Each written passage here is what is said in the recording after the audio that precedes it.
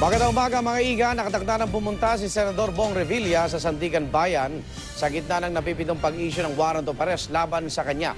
Alamin po natin ang pinauling balita sa bahay ng mga Revilla sa Bacoor, Cavite. May live report ang ating kasamang si Susan Enriquez. Susan? Arnold, alas 7:30 ng umaga, nakatakdang umalis dito sa kanilang tahanan itong si Senador Bong Revilla kasama ang kanyang buong pamilya. Ito'y kaugnay nga na inaasahang paglalabas ng warrant of arrest laban sa kanya ng Sandigan Bayan, kaugnay ng kasong plunder na isinampa laban dito sa Senador at iba pa.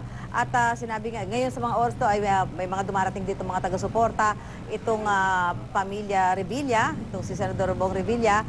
At sa kabila nitong medyo umuulan-ulan dito ay hindi napipigilan ng mga ito para dumating sila at magpakita ng suporta dito sa Senador. Kanina po, pagkagising po ng Senador, nagkaroon po ng panayam ang unang hirit. Narito po ang bahagi ng ating panayam kay Senador Bong Revilla.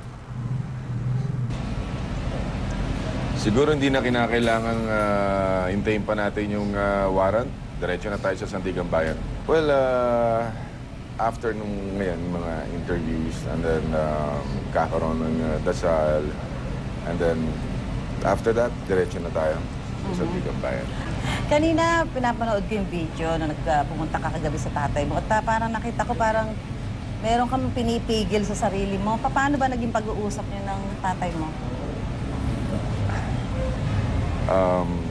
Kasi pagka umano na tanghali na nagigising yun, late na rin siya natutulog.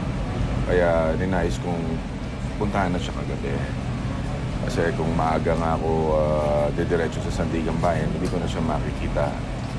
Kaya kagabi, nag-decide ako na dalawin ko na siya. At nung makita ko siya, hindi ako makapagsalita.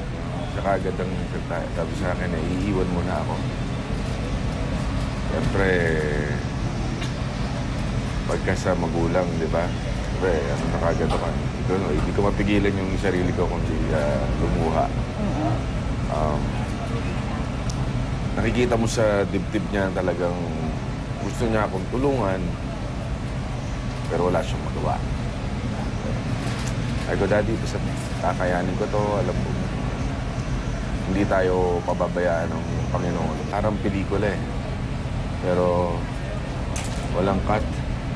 Pero sa pelikula may cut eh.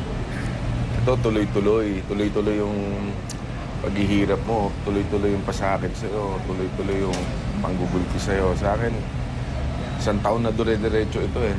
Simula nung pinalibutan tayo ng 200 pulis dito sa bahay ko. Simula nung magpunta ang presidente dito na huwag maniniwala sa mga agi-agimat at anting-anting. Doon lahat ng nangyari ito eh. Manalo yung anak ko si Jolo, si Governor John Vic, strike dito. Kumbaga, despite na tinira nila kami ng todo dito sa Cavite, nanalo pa rin yung ating partido dito. Kaya, ayan, pagkatapos ng eleksyon, eto na sa gitna. Kung kakalad ka rin naman tayo at tayo tututukan ng baril, hindi yata tama yan.